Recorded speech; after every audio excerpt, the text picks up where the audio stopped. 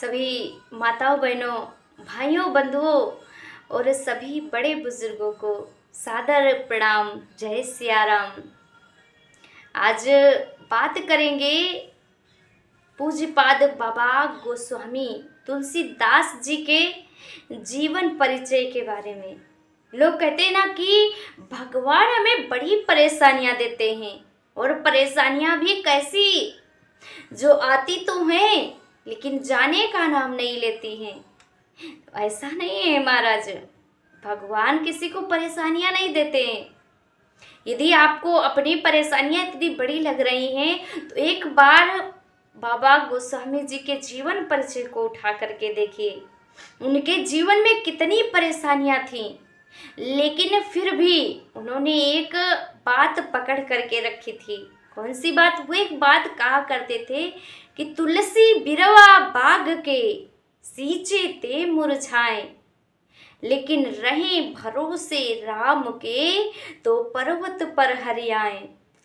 अर्थात जैसे एक माली बाग लगाता है, उसकी खूब वो देखभाल करता है, उसे समय पर पानी देता है, खाद देता है, सब कुछ देता है समय पर, लेकिन फिर भी उसमें कहीं ना कहीं कोई पौधा टूटा हुआ रहता है, कहीं ना कहीं कोई फूल मुरझाया रहता है, कुछ ना कुछ उसमें खराबी रहती है। लेकिन वहीं दूसरी तरफ देखें, पहाड़ों पर वहाँ एकदम हरे भरे पौधे लगे रहते हैं।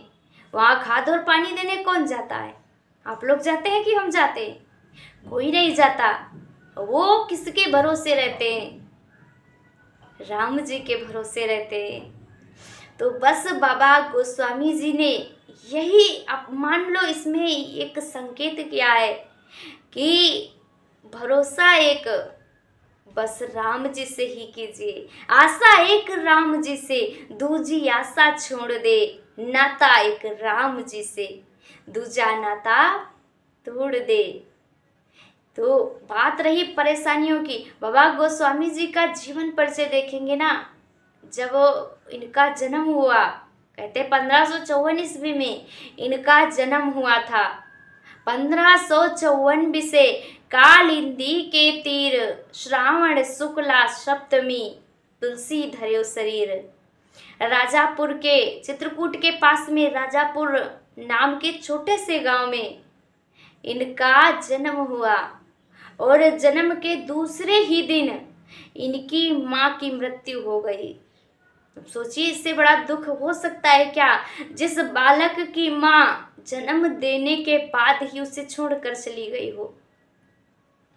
इनकी माँ की मृत्यु के बाद इनकी एक दासी थी, उसने इनका पालन पोषण किया।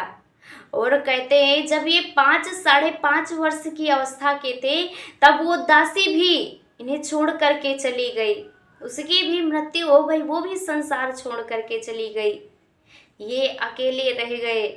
वहाँ से कहते हैं नरहरिया नाम के जो इनके गुरु जी थे, वो इन्हें लेकर के यहाँ से गए और अयोध्या में जा करके इनको शिक्षा दीक्षा प्राप्त कराई। समय बीतता गया, सुकर खेत जा करके वहाँ पर इन्होंने रामचरितमानस का अध्ययन किया। गुरुदेव ने वहाँ पर रामचरितमानस की इनको कथा श्रवण कराई। और जब वहाँ से ये वापस आए, तब तक इनके पिता की भी मृत्यु हो चुकी थी। पिता का विधि विधान से अंतिम संस्कार कर करके इन्होंने अपने ही गांव में राम जी की सुंदर कथाओं का ये गान करने लगे। अपने ही गांव में राम कथा का श्रवण कराने लगे लोगों को। और कथाएं भी कैसी, इतनी सुंदर कथा करते कि इनकी कथा में लोग भाव विभोर हो जाते। ऐसी कथा ये करने लगे। कहते हैं 1583 ईस्वी में इनकी एक सुंदर कन्या के साथ इनका विवाह हो गया। इतनी सुंदर वो कन्या थी, और इतना तुलसीदास जी उससे प्रेम करते थे कि एक दिन क्या हुआ, वो अपने मायके चली गई। और जब वो मायके चली गई तो इनका घर में मन न लगे। अब ये मन में विचार करें कि मैं भी उनके साथ चला जाता, कितना अच्छा रहता। मन इनका नहीं लग रहा था। पूरा दिन व्यतीत हो गया। जब रात्रि का समय आया, रात्रि में इन्होंने विचार किया कि क्यों ना मैं अपनी पत्नी के पास चली जाऊं, पत्नी के पास चला जाऊं। ऐसा विचार करके ये घर से निकल पड़े। और बारिश का समय था, जोरदार बारिश हो रही थी। कन्या का घर जहाँ था, बीच में एक नदी पड़ती थी। बारिश की वजह से उसमें भयंकर बाढ़ आ चुकी थी, लेकिन इन्होंने कुछ नहीं देखा। नदी के पास पहुंचे और कुछ क्षण विचार किया, लेकिन प्रेम इतना प्रबल था कि ये नदी में कूद गए। और नदी में कूदे तब तक देखते हैं उधर से एक लकड़ी के जैसा कुछ बहा चला आ रहा है। उन्होंने उसे पकड़ लिया। सोचा ये कभी ना कभी तो पार जाएगा ही जाएगा, कहीं ना कहीं तो किनारे पहुंचेगा। उसी वक्त मैं किनारे पर पहुंच जाऊंगा और फिर मैं अपनी पत्नी के पास पहुंच जाऊंगा। उसे पकड़ करके वो नदी को पार हुए। और वो कोई लकड़ी नहीं थी, वो एक शव बहता हुआ जा रहा था, एक लाश बहती हुई जा रही थी, जिस पर बाबा गोस्वामी जी जिसको पकड़ करके नदी को पार किए। बताओ, अब लाश में तो दुर्गंध आ रही होगी ना, लेकिन फिर भी इनका प्रेम इतना प्रबल था कि वो दुर्गंध भी इनको कुछ समझ में नहीं आई। ये जब पहुंचते हैं उनके घर के समीप, मन में विचार करते हैं कि यदि सामने वाले गेट से जाऊंगा, सामने वाले दरवाजे से प्रवेश करूंगा, तो घर वाले लोग क्या सोचेंगे, अरे रात्रि में ही आ गए कहाँ से, रात भर भी इनसे सब्र नहीं हुआ। तो ऐसा जब वो विचार करते हैं, उनको पता था कि उनकी पत्नी जो है महल में ऊपर अटारी में रहती है। वो पीछे से खिड़की से गए और रस्सी जैसा कुछ लटक रहा था, उसी के सहारे से चढ़ करके वो खिड़की से अंदर प्रवेश कर गए। वहाँ उनकी पत्नी सो रही थी। उसने जब अचानक से इनको देखा तो वो भयभीत हो गई और पूछने लगी कि अरे आप यहाँ इस समय क्या कर रहे हैं, आप यहाँ कैसे आए, इतनी जोरदार बारिश हो रही है, कैसे आए। उन्होंने बताया, कहता है मैं नदी के पास पहुंचा तो मैंने देखा उसमें एक लकड़ी बही जा रही थी, मैं उसे पकड़ करके इस पार आ गया।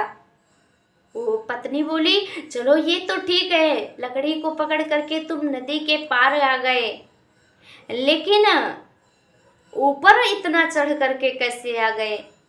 कहते हैं अरे तुमने वो रस्सी लटका रखी थी ना, उसी को पकड़ करके मैं ऊपर आ गया।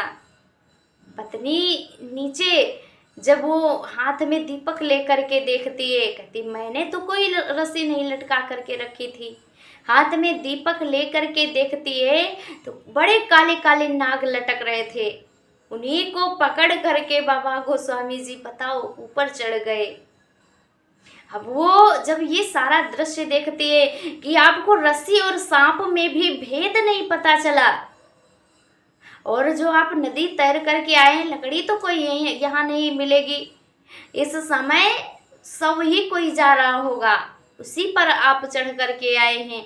आपको लकड़ी और सब का भेद नहीं है, सांप और रस्सी का भेद नहीं है, इतना प्रेम आप मुझसे करते हैं। उस पत्नी ने कहा कि यदि आपने इतना प्रेम भगवान से कर लिया होता ना, तो आज आपको भगवान मिल जाते। अरे हाड़ मांस की देह यह तामे ऐसी प्रीत, मेरा शरीर तो हाड़ मांस का बना हुआ है, आप मुझ में इतनी प्रीति रखते हैं। इतनी प्रीति यदि आपने भगवान में रखी होती तो शायद आज आपको भगवान मिल जाते। बाबा गोस्वामी जी की आंखों से अश्रुधारा बहने लगी। उसी समय उनके हृदय में भगवान के प्रति प्रबल प्रेम की पराकाष्ठा उत्पन्न हुई, प्रबल प्रेम जागृत हुआ। और वहीं पर उन्होंने पत्नी को प्रणाम किया ऐसे नहीं, साधारण नहीं, अपने गुरु के समान मान करके उसको प्रणाम किया। कहते हैं जो ज्ञान मुझे आज तक गुरु जी भी नहीं दे पाए, या फिर मैं उनका ज्ञान समझ नहीं पाया, वो ज्ञान आज तुमने मुझे करा दिया। इससे बड़ा मेरे लिए कौन हो सकता है। गुरु के समान उसका सम्मान करके बाबा गोस्वामी जी ने उन्हें प्रणाम किया, और वहीं से भगवान के प्रति इतना प्रेम उनके मन में जागृत हुआ कि उन्होंने हमारे प्रभु श्री राम जी का पूरा जीवन चरित्र वर्णित कर दिया पन्नों में, जिसे आज हम सभी लोग रामचरितमानस के रूप में पूजते हैं, पढ़ते हैं। वही बाबा गोस्वामी जी महाराज जी ने हमारे प्रभु का जीवन परिचय वर्णित कर दिया। ऐसे महान संत हो गए। तो ऐसे महान संत पूज्यपाद बाबा गोस्वामी जी महाराज, इनके जीवन में कितनी सारी परेशानियां आई, लेकिन फिर भी इनका बस विश्वास भगवान में रहा, राम जी में इनका विश्वास रहा, और उनसे ही इनका बेड़ा पार हो गया। आज प्रातः स्मरणीय पूज्यपाद बाबा गोस्वामी जी की पूजा होती है, और सभी लोग उनको आदर से, सम्मान से उनको अपने हृदय में धारण करते हैं। प्रातः स्मरण उनका करते हैं, सुबह सवेरे स्मरण करते हैं उनका उठ करके। ऐसे महान संत हो गए, और कहते हैं ऐसे ही अपने जीवन की लीलाओं को उन्होंने किया, और अंत में 1680 गंग के तीर, श्रावण शुक्ला सप्तमी, तुलसी तजो शरीर।